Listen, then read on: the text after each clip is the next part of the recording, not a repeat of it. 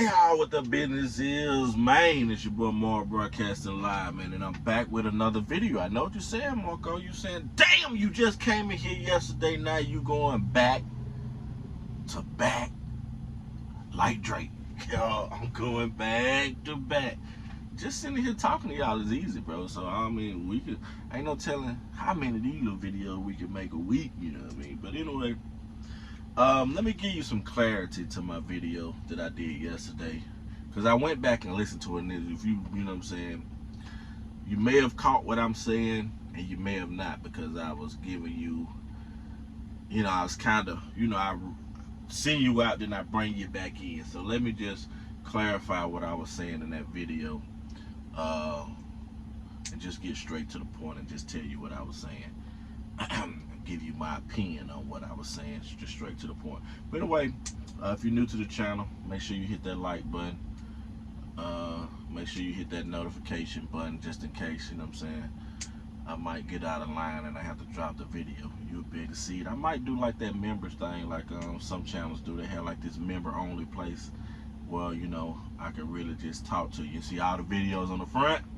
Yes, welcome, and they be all nice and cute and cuddly. Then behind the wall, ain't no telling what I might say. We might do that later on. We almost at 10K. And that might be something that we change or add once we get a little step closer. But anyway, let's get back to the topic. Did they pay today, actually? Matter of fact, y'all get paid today? How did you drop below if you happy with your payment that you got in your account today? Mine ain't went through yet. Normally mines go through maybe about 11 a.m. But it ain't hit yet, so we'll see. I mean, when I say we'll see, I already know what it is because I see my statement already. But so yesterday I said, let me see how I can just wrap this in and make it real quick. Make this a quick video before my shower. Get ready. Yesterday I said, I was talking about two things at one time, but I was trying to bring both of those two things into one example, right? So first I was talking about, training, right? Then I was talking about the fact that I feel that Prime doesn't run these trucks efficiently, right? They send you out of areas when there are loads in areas, and in my opinion, I feel like they do it intentionally. That is a intentional thing. They tell you that this is the best load for your truck, but there's no software in the histories of software, especially in 2025, that will tell you if I'm sitting in A, that the best load for my truck is 200-300 miles away, and there are plenty of loads in there. I say that Prime probably should get away from these people sending these desks, and I don't know who actually puts the loads on the trucks. Alright. Some people say it's the dispatcher. Dispatcher's gonna say it's sales. Sales, you never get to talk to sales, but then you hear about a mysterious people they call planning. You know what I'm saying? So it's three people that could put loads on your truck, I guess. You know what I'm saying? Sales, planning, and your fleet manager. Who actually does it, I don't know, right? But I don't think, I know who not doing it, and that's technology and AI. There's got to be somebody manually sitting there making that decision, because there's no software in the histories of software that would say, you know what I'm saying, this is the best load for my truck and it's 300 miles away. So what I was saying is, I feel like Prime intentionally keeps that number low on solo, and then on that video I said company trucks, but I meant solo lease trucks, right? So that's a clarification I made. I said company, but I was meaning solo lease trucks. I feel like they intentionally keep the revenue down because if they ran those trucks efficiently and put those one-day loads where you making $600, $700 and you running your truck efficiently and you whoop the woo and you whoop the woo, you would be making the money, enough money to be satisfied. You would make enough money as what you would be making as a trainer with 2 people on your truck. You would be making that money solo. So I don't think there will be many people that's in this equation that would disagree with me that you can have a carryover load from last week and then you will set yourself up to have a marvelous week this week with a carryover load, and then you boom, boom, boom, boom, boom, and then all of a sudden, boom, they pull the rug from under you, they ice your truck. I call it ice in the truck. That means they taking your revenue where you probably could have had a $20,000 week. No. Boom, we need to keep this truck's revenue down. That's just my opinion. Alright? So, when I was saying that, what I was saying was, I think that the reason that they do that is so that drivers, solo drivers, will always chase the money to the next level. And the next level is to train with the promise of making that cap of money. But if you're making that cap of money as a solo driver, you wouldn't have a desire to train.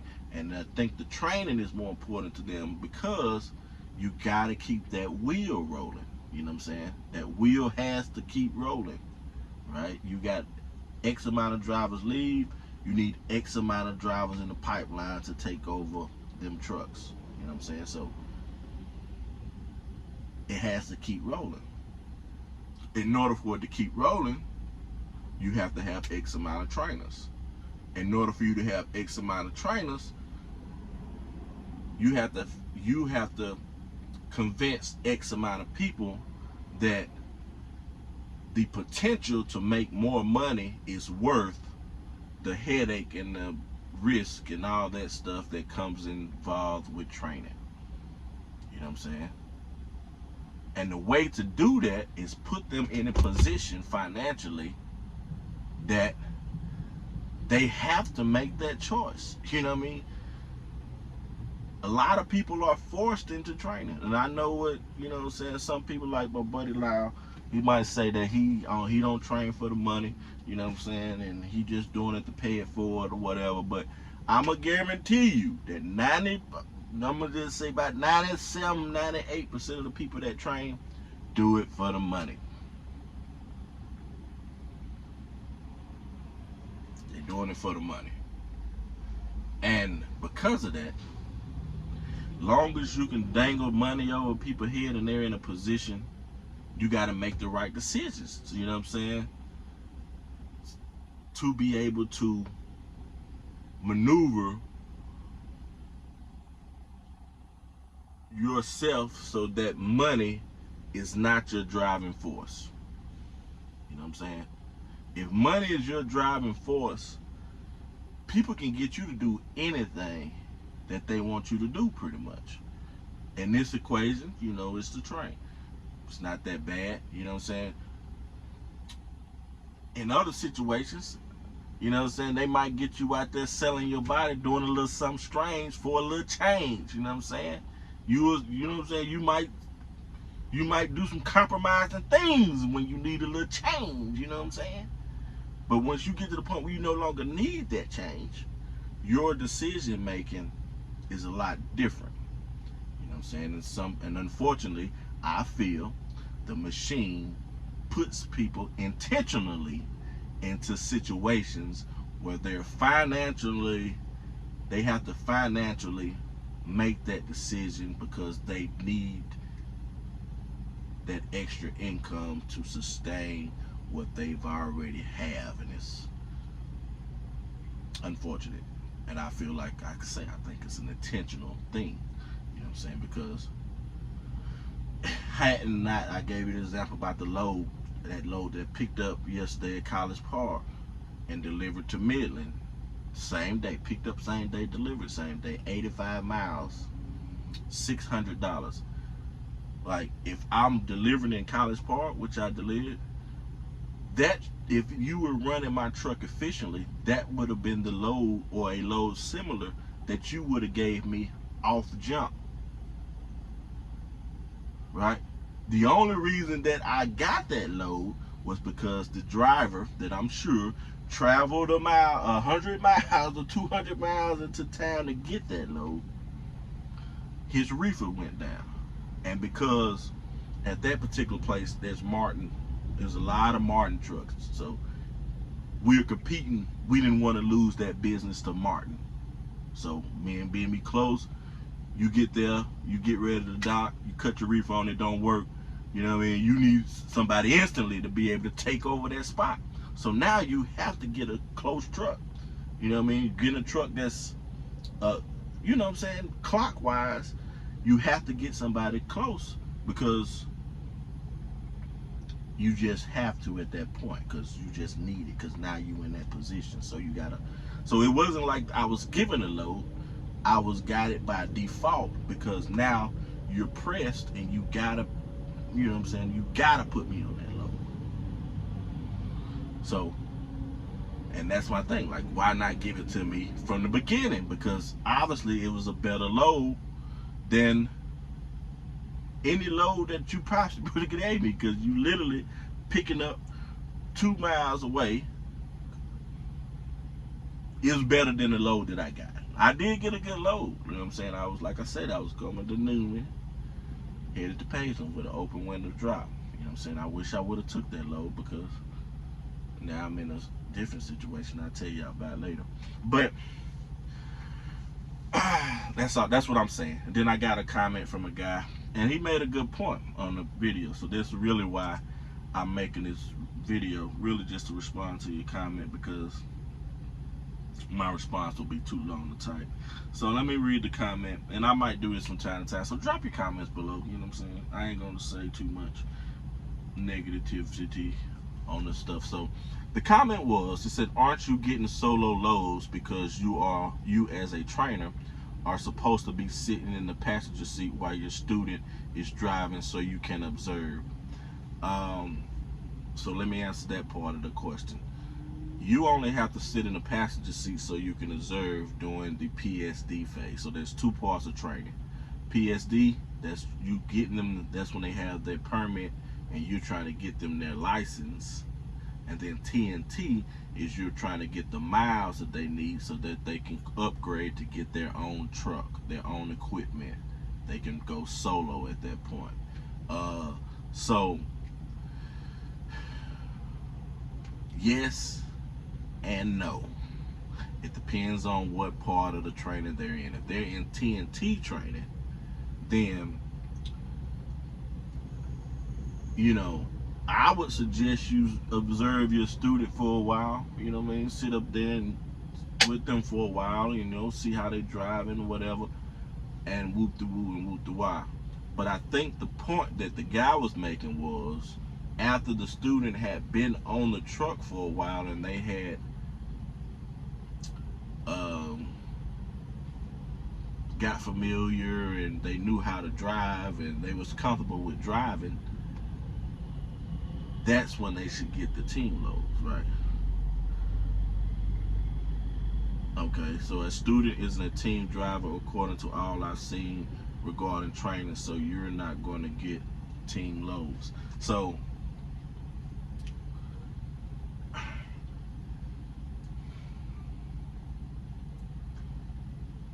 the student is technically not your team, but you will be running team loads or super, they call them super solo loads. Yeah, I mean, if not, if you run it, if I put a student with me on my southeast, my job, my goal is to run as less miles as possible for the most coins. You know what I mean? I have no desire to go from one part of the country to the next part of the country anymore. Them days are over with. I'm trying to get the most I can out of what I can get, because see, it's really counterproductive. The longer the loads are, the less per mile it's going to pay. Different parts of the country, you know what I'm saying, the fuel is high. So if you look at your numbers, you're not really making that much money, more money going from one part of the country to the other part of the country. Now, if you take a load like what I normally run over here, normally it's not as good as what I told you yesterday, the 85 for the 600. But a load like an 85 for the 600, that's a win in every aspect of the book, because now you're paying what, 85 at 8 miles a gallon. All you need is 10 gallons of fuel, right? And the rest is profit. So I will take the short, quick dump off loads over long hauls any day of the week. You know what I'm saying? That's why I'm Southeast. I found that to be better. Now, there are places in the country, Idaho and South Dakota, and you got, you know, them big meat patches up there that's a little outside the area that you can get good loads out of once you start cycling into that area, but they're not consistent. Like, you won't be able to just, you're not dedicated. They don't give you a dedicated situation. So, I mean, but to answer that question, no, once you make up your mind that your student is ready to drive, then you become a team truck. You know what I'm saying? It just is what it is. I can't pay you off of solo loads. I mean, I can pay you off of solo loads, but it won't be worth the time, the hassle of trying to, you know what I'm saying? It ain't gonna be worth the risk. and then you gonna get frustrated as a student, because shit, now you gonna be on the truck for 6 months. Like, damn. You feel what I'm saying? So that's all I'm saying. That's what I was saying when I was like that. I'm not bashing Prime. You know I don't bash Prime, because shit, I love Prime. You feel what I'm saying? I love Prime. You know what I mean? One video you might hear me get mad at you about talk about Prime.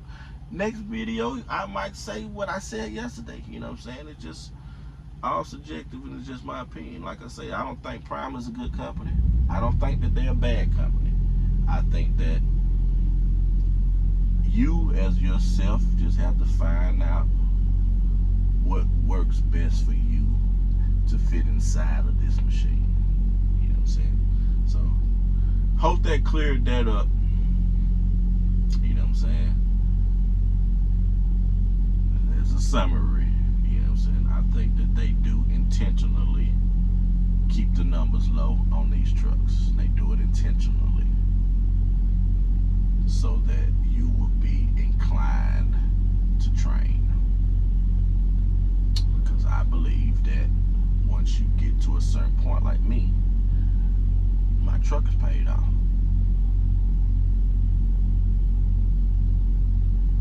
I have no desire to train,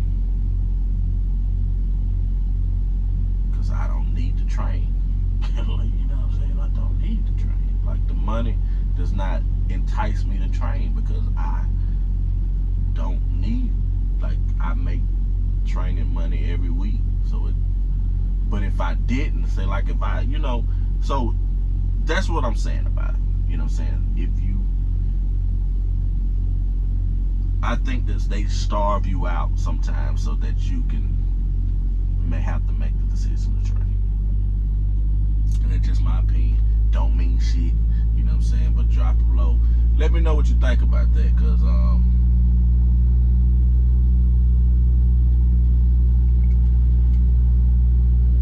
it's like I say, it's my opinion. It's more broadcast a lie.